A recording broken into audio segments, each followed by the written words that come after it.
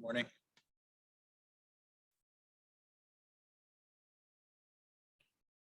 First case is an 87-year-old female, status post fall, right hand dominant. She was found to have a left proximal humerus fracture. She was placed in a sling. Next case is another 79-year-old female who also fell. She's also right hand dominant. She was found to have a left proximal humerus fracture as well. She was given a sling. Next case is a 67-year-old female, trauma, MVC, right hand dominant, found to have a left distal radius fracture. She was closed reduced, placed in a sugar tongue splint. Next case is a 13-year-old boy, status post fall, right hand dominant. He had a right both bone forearm fracture. He was closed reduced and placed in a sugar tongue splint. Nice reduction. Thank you.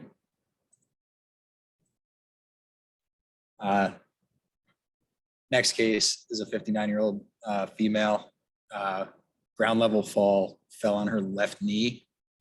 She was found to have looks like a type 2 tibial plateau fracture. She was stable to varus and valgus stress, good pulses. She was put in a bulky knee immobilizer. Next is a 56-year-old female, status post fall, 2 weeks prior. She had a right Weber B ankle fracture. She presented to an outside hospital 2 weeks prior. She was given a cam boot. She was walking on the right lower extremity with minimal pain. She came to us for follow-up. We got a stress view of the ankle. It was borderline stress positive, with about 4 millimeters of medial clear space widening. She was placed in a short leg cast. What are the outcomes of Weber B fractures that are neutral on negative x-rays and only stress positive compared to ones that are not stress positive? Can you repeat that? Sorry. So if one of these fractures is stress positive, but is otherwise normal, normal appearing on the non-stress views, you know what the long-term outcomes of that are compared to, ones that are not stress positive? Yeah, I was reading within even like 5 to 10 millimeters of widening, non-op versus op management. The outcomes are pretty similar, actually.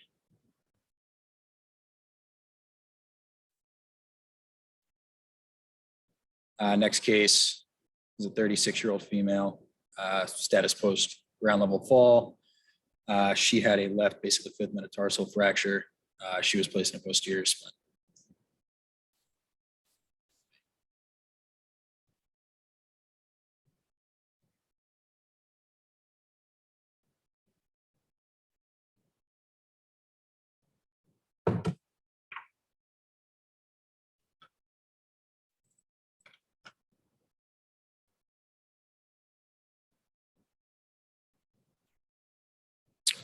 Morning.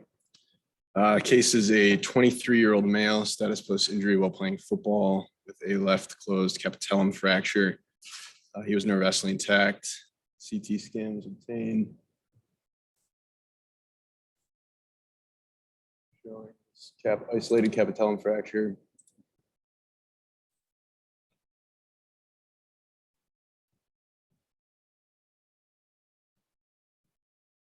Taken to the OR for a capitellum ORIF with headless compression screws.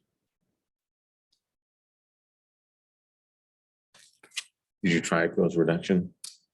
I believe the on-call resident attempted a close reduction in the emergency department. That was the emergency room. That was not successful. Before we prepped, we again tried it, and we were, after some kind of wrestling on our second attempt, we were able to get it reduced. But as we ranged it, it kind of flipped back up again. So we decided to open it and use the screws. What was your approach for that? We used kind of like an anconius approach, just a big lateral, and then reflected the anconius off of subperiostally, and then just put the A to P screws in.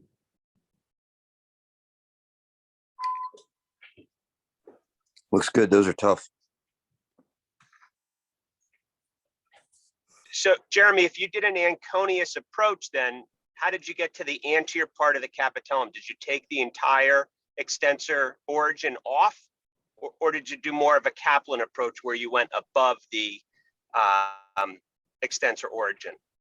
I guess it was I guess more of a Kaplan approach in that regard, because we didn't reflect off the entire extensor origin. With the elbow hyperflexed, right?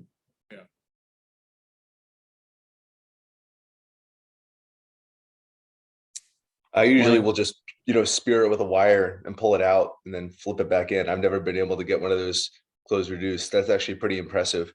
And I don't know how you could do that in the ER with a patient that's, not fully relaxed. That would be pretty impressive. There's a paper out of our program by Herb Bloom on a series of closed reduction of capitellum fractures that he treated closed. He would reduce them in the OR and then put them in when they were reduced. And then he didn't put any internal fixation in them at all. They healed.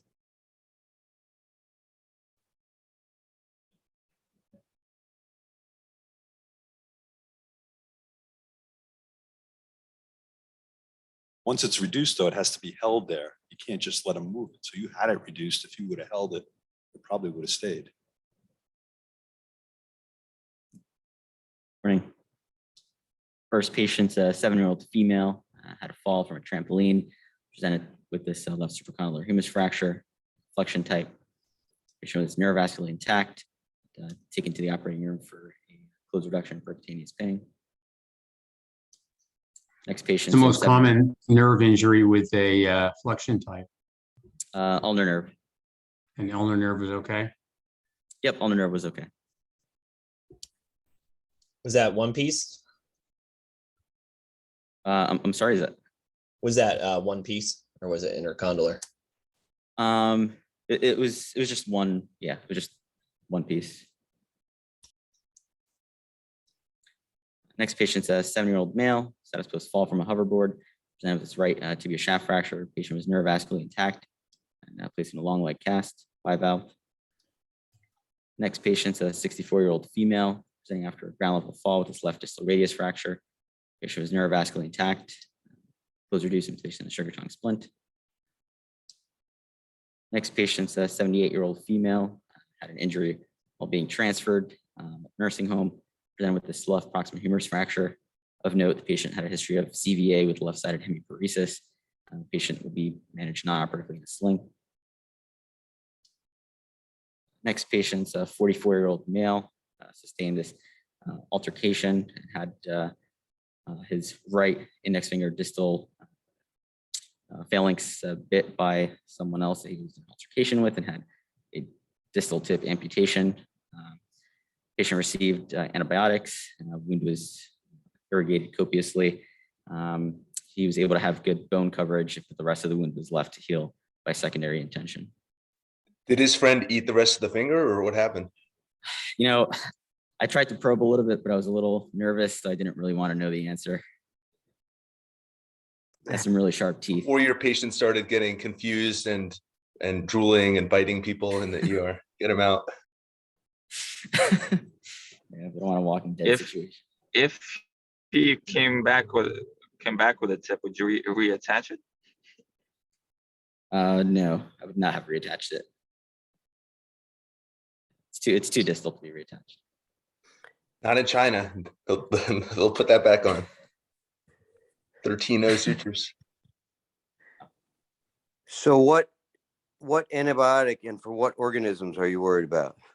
Yeah, so he got a dose of Unison and he was sent out on Augmentin. The organisms that we're worried about are organisms like Eikenella, Corynebacterium, and strep and staph. Next patient's a 78-year-old female, sustained a ground level fall with a left hip intertrochanteric fracture. Patient was taken to the operating room for a left femur and shin register nail. Next patient's an 88-year-old male, sustained a ground level fall Presented with this C4-5 3-column injury. Of note, patient has a known history of dish. Patient was neurovascularly intact. He did experience some radicular pain to the right shoulder.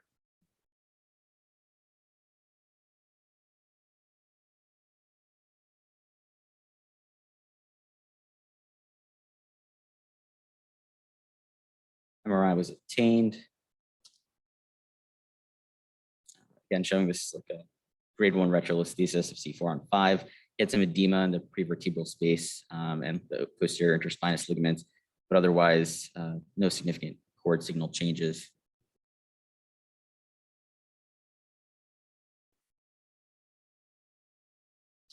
The patient was taken to the operating room for anterior cervical fusion from C3 to 6, as well as a partial corpectomy 4-5, and was placed in a cervical collar afterwards. Thank you. Dan, you should know too that, you know, this was initially missed at an outside facility. You know what percentage that ankylosed spines are initially missed in the ER? I do not know the percentage. I would imagine it could be high.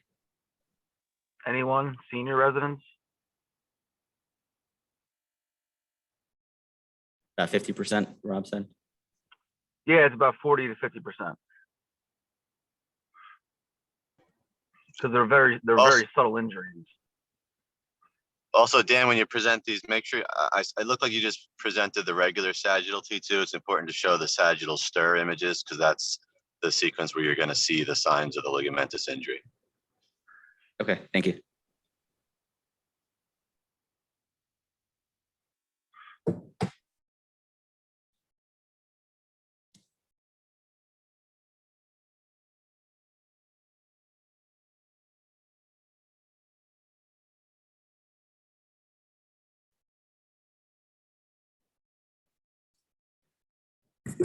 Good morning, everyone. First, we have a 12-year-old female who fell while doing a cheerleading routine. She sustained a right tibia shaft fracture. She's closed reduced, placed into a long leg cast. Next, we have a 13-year-old male. Stats post he was playing basketball and he sustained his left tibial tubercle fracture. This patient was taken to the operating room for open reduction, internal fixation, cannulated screws. It's placed into a bivalve long leg cast. Next, we have a 38-year-old male, right hand dominant. That's what's MVC with this right clavicle shaft fracture. It's placed into a sling made non-weight bearing, brief period of non-weight bearing. Next, we have a right hand dominant female, 82 years old, stats post ground fall with this left triquetral injury. She was made non-weight bearing, removable wrist splint. Next, we have a 34-year-old female, stats post MVC, T-bone. She was left LC1 pelvis fracture. She's made protected weight bearing. She was sent home with DVT prophylaxis. Finally, we have an 84-year-old female, stats post ground fall. This right inferior and superior pubic ramus fractures. This patient was also made protected weight bearing, sent with DVT prophylaxis. Thank you.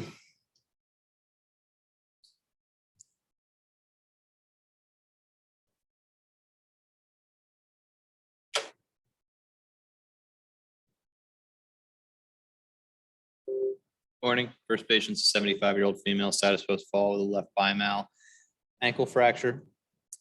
She was initially closed reduced, placed into a short AO splint, and then underwent left ankle ORIF.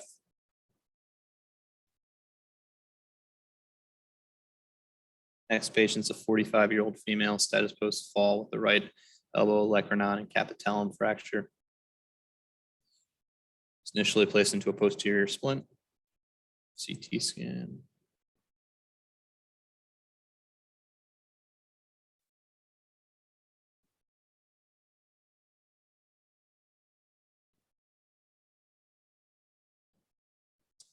She underwent a right capitellum and olecranon ORIF.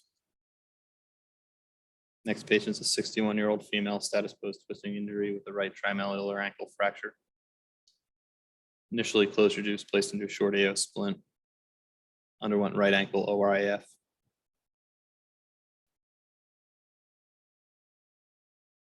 Next patient's a 48-year-old male, fell from a ladder after it broke.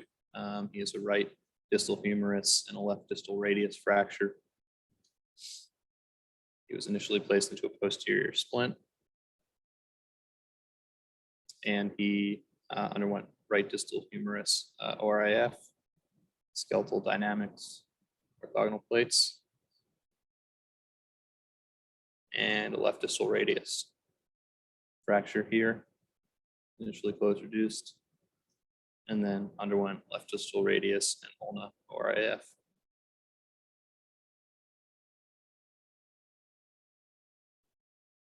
Next patient's a 4-year-old female, status post fall with the right type 1 supracondylar humerus fracture.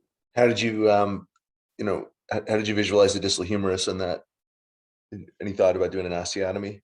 Not that you need to, just Yes, curious. so there was no osteotomy. We just did a triceps sparing approach. We were able to, it was a relatively simple fracture pattern, so we were able to visualize everything well and get everything anatomically reduced through just a triceps sparing approach. Looks great.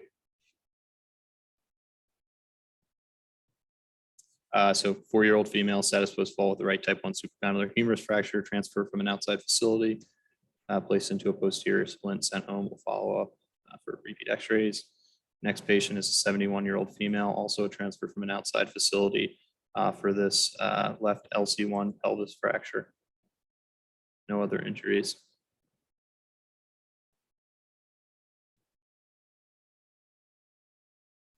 Made protected weight bearing. Next patient's an 80-year-old female. She was pedestrian struck. She has a right distal radius fracture and bilateral rami fractures. She was closed reduced, placed into a sugar tongue splint. CT scan of the pelvis here, showing the bilateral ramus fractures.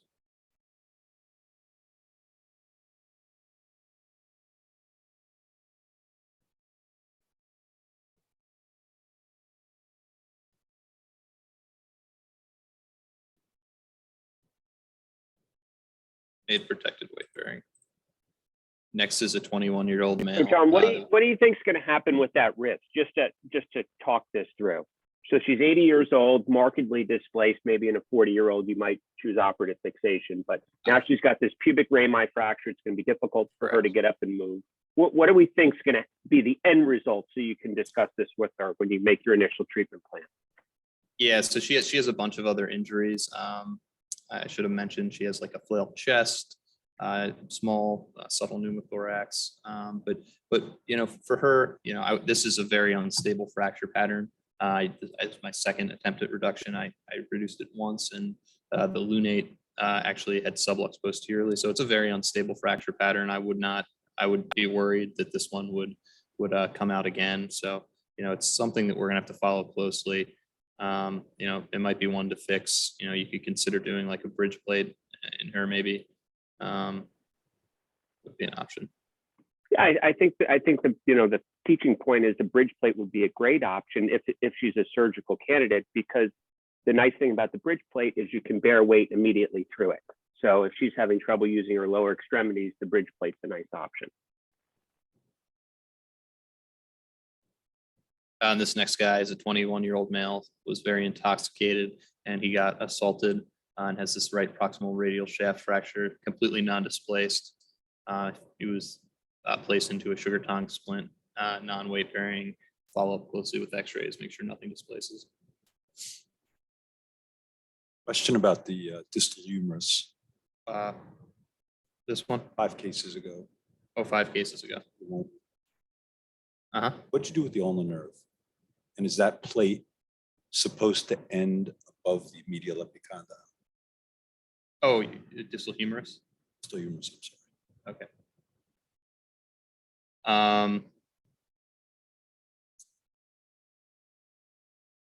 Yeah, the nerve was ulnar nerve was transposed. Formally transposed? Yep. And how do you hold it? It was not transposed.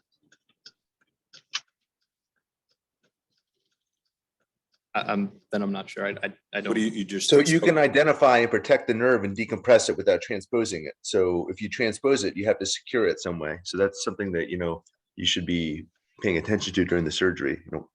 Is there advantage to transposing it formally in the literature? Do you know what the literature says about that? I'd imagine no advantage to that. So did you leave it in the groove there? Yes. Is this plate already pre-bent? Yeah, it's a pre-contoured plate.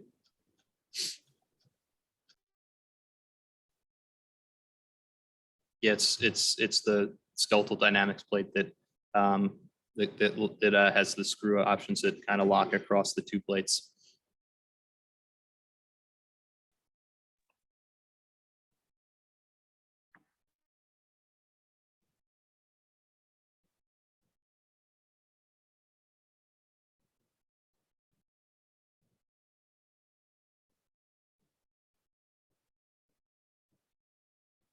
Morning. This is a 5-year-old female status post fall off a stepping stool with a left Salter Harris 2 radial head fracture.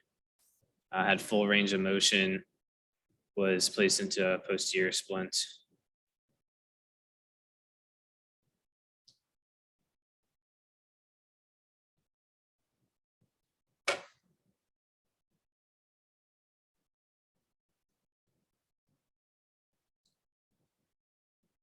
It's a 10-year-old female, says was tripping fall. She's extraphyseal distal radius fracture. She was closed reduced and put into a sugar tongue splint.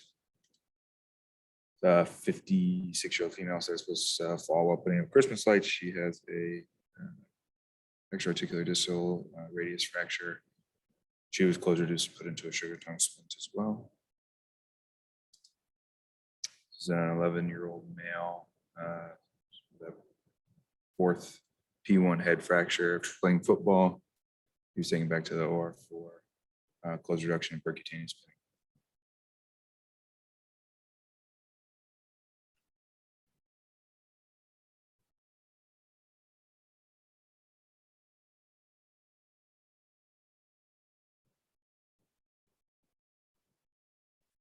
Good morning. First patient is a 15-year-old male. He was an unrestrained backseat passenger in a motor vehicle collision. He presented with his left displaced femoral neck fracture. He was neurovascularly intact. He was a trauma. This is the CAT scan from his trauma.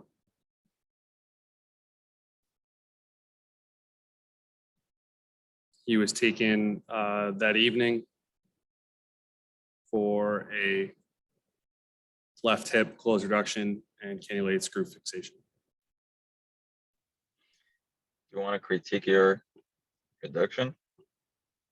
So, on our fluoros, we thought it looked very well reduced. Maybe there was a little cortical step off here anteriorly. Like on the calcar, anteriorly on the calcar. We thought maybe that was due to some of the comminution, that anterior comminution we saw in the CAT scan. I think, when we look at our post-op, that probably was true. There still was a little step off there. I think, opening it, I think we would have had a tough time to get a specific read with that anterior comminution. So I think, we were satisfied with our reduction in the operating room. But, post-op, I think, maybe it could have been a little bit better. We could have maybe put a joystick in the femoral head with a K-wire and see if that helped it align better. But our fluoros, after our closed reduction, we thought it looked pretty good. So you had the fluoros up, and there's looks like it's inferiorly, posteriorly, there's an anterior, there's step ups. So we thought this anterior portion here was the anterior comminution. Okay. Yep. How And then about we look thought at posteriorly? How about posteriorly on there? Yeah, I mean, in the ones where before we had our screws in, it looked good for us. It looked good to us. And then, I think afterwards, yeah, maybe we could have adjusted a little bit. It could be a little bit better. But I know this is where we left them with. Yeah, I agree with what you're saying, Serge. Looking at it, that night, I probably, like, I was weighing back and forth whether or not we should have opened it. I think at the least they should have used a joystick, and then kind of, it is kind of there's definitely a little bit of step off posterior. I think anteriorly there was a lot of comminution, but if we're going to look at and be critical of this, I think that I could have done a better job with the posterior cortex. Maybe that's what I should have focused on a little bit more. These are always tough just because there's some trauma guys that say you have to open all of them, because even if it looks perfect on the floor, you don't know if the rotation could be off. There's always a little bit something, but so it's hard to tell sometimes with these. And the literature that they have, the best ones, even these large trials, whether it's cannulated screws, hip screw, is not. It tends to, if you work it out, let's say the displaced ones, you might want to use the dynamic hip screw, but it'll tend to have more conversion to total. So there's not a clear answer for it. A lot of these. Yeah. So how would you have fixed this? How old was he again? I'm sorry, I missed that. 15. I don't know if he's 15. young. I think we did one together a little bit. He was about double the age at 30, and we used that Synthes femoral neck system. Yeah, that's one of the options. As long as he has good bone and he's not severely comminuted, the screws are probably just as fine. The literature that they have for all comers under 50 with that face trial, they say displaced ones are maybe the fixed angle device is a little better, but they had to do statistical analysis to figure that out. So it wasn't a clear difference between the two. Yeah, and just remember that trial was over, I believe they were 60 years old, 55 years old. So this is a 15-year-old kid. So there's not really any literature on this. I'm sure those screws had massive purchase. I think they're probably okay. And Serge is right. If you open up every single one of these hip fractures, they're probably going to be a little bit off, even though you think it's perfect on a fluoro. But with that being said, it's rigidly compressed. I think it's going to heal. I think it'll be fine. Did you do that on a fracture table? Yes. And if you were going to open it, you'd need what? A Jackson table? No, you could still do it on a fracture table. Put it on a Watson Jones. Oh, okay. So would any of the adult traumatologists go back to the original? Go back to that one right there. No, go back to that. So pretend that there were no screws in there, and that's exactly what you saw. Would you put screws in it like that, or would you convert to open? Would you accept that reduction in fluids? I would try to play around a little bit more. It just depends on what the issue is. Sometimes it's an obviously the cortices line up, but there's still an apex anterior a little bit displacement. That can be easily corrected if you use a lateral approach. You could put a cob over the front and you can correct that to make it look perfect. Here it's hard to tell just from two views what the issues. Is it translational? Is it a little bit of a rotational issue? I guess there would play around. I can tell you on a 45-year-old guy, 50-year-old guy, I would accept it. On a 15-year-old kid, I think I would probably open this one. Yeah, I think the tough thing with this one, I agree with trying the joystick method with, you could put a Chance pin in the greater troch, and you could also try to use like a heavy, really heavy K-wire anteriorly. The problem with this one is that there's anterior comminution. So I'm not sure how much you're going to be able to really try to push that proximal fragment down. Even if you open anterior, it would be tough. If the comminution is anterior, your ideal read would be posterior, but you can't look at that from the front necessarily. You would be essentially trying to look inferiorly or superiorly to see if it lines up. So it's a little tough. Plus, it's not. You would have to go anteriorly just because of where the fracture line is. It's kind of mid-neck versus the base. Sometimes with the base, you can see it and feel it from the same lateral approach. Here, you would need most likely a separate approach. You're going anteriorly. Yeah. Watson Jones is not going to get you to this one. You'd have to go anterior. And I agree with Serge. You're going to see the inferior neck would be your reduction, not the anterior comminution. But you could still get an idea even with anterior comminution and where it needs to line up. Yeah, there's I think this is going to be fine. And when I ran my cob up the neck for the capsulotomy, there was a big defect anteriorly. Thank you. Next patient is a 16-year-old male. He was high on some hallucinogens and jumped out of a moving vehicle. Presented with the C5 flexion compression injury. He initially presented to the office about 5 weeks after the incident, complaining of neck pain. He was placed into a collar in the office, was sent for follow-up with one of our spine surgeons, and where an MRI was obtained. There was an initial idea of trialing him on non-operative management. However, when he presented to the office, he had increasing kyphosis as well as some weakness in his left lateral deltoid, as well as some radicular symptoms. So then he was taken for a C4 to C6 ACDF with a C5 corpectomy. Thank you.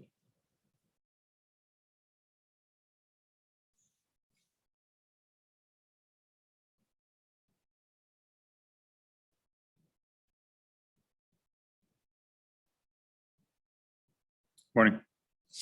First patient is a 74-year-old female, status was fall with a right femoral neck fracture. She's active, and decision was taken to bring her to the OR for a right total hip arthroplasty. Next is a 73-year-old female, status was fall, is left distal femur fracture below a mid-length striker nail.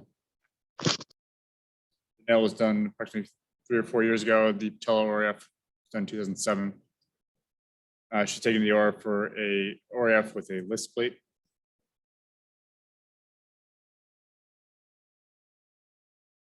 And next is 25-year-old male was involved in MVC with this right list frank fracture dislocation, cuboid fracture, and a contralateral posterior wall acetabular fracture. His list frank was closed reduced and splinted in the ER. CAT scan obtained just showing some of that severe comminution. And it was taken for a list frank reduction, fusion of the first, second, and third metatarsals, and ORF of the cuboid. And then he's going to be treated non-operatively for this very small posterior wall acetabular fracture.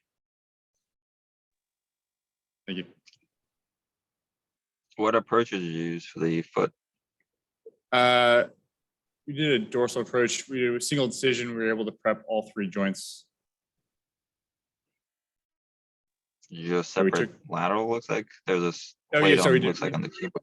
We did a separate lateral incision just to get the cuboid. Sorry, I was finishing up the fusion when Dr. Fleming was doing the lateral.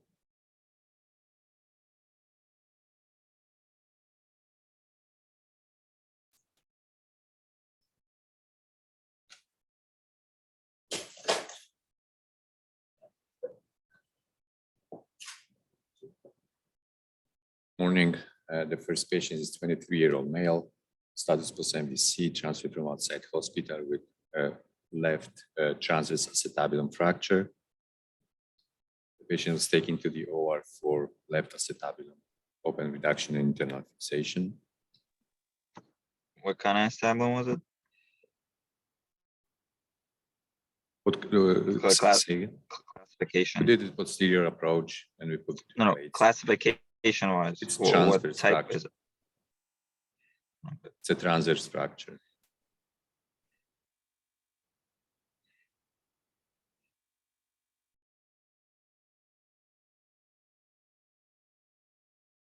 Next patient is 23-year-old male, was playing basketball. Someone fell on his ankle and he sustained left ankle fracture, bimal equivalent. Patient was taken to the OR for left ankle open reduction internal fixation. Next patient is 74-year-old male who was initially told that he slipped and fall, but trauma did investigation and turned out that he was hit by the car. He came to the hospital with non-displaced left ankle fracture and with massive wound over the medial, posterior, and lateral side of the ankle and calcaneus. So the patient was taken to the OR for wound irrigation and debridement with percutaneously placed 3 screws to stabilize the fracture. And the patient is following with the plastic surgeon for wound management. They're gonna do. So they will do another IND today, and they looking for the skin necrosis, and depends on the area of skin necrosis, they will decide if they need to do skin grafts or flaps, or so they're taking him to the OR today for revision. Thank you.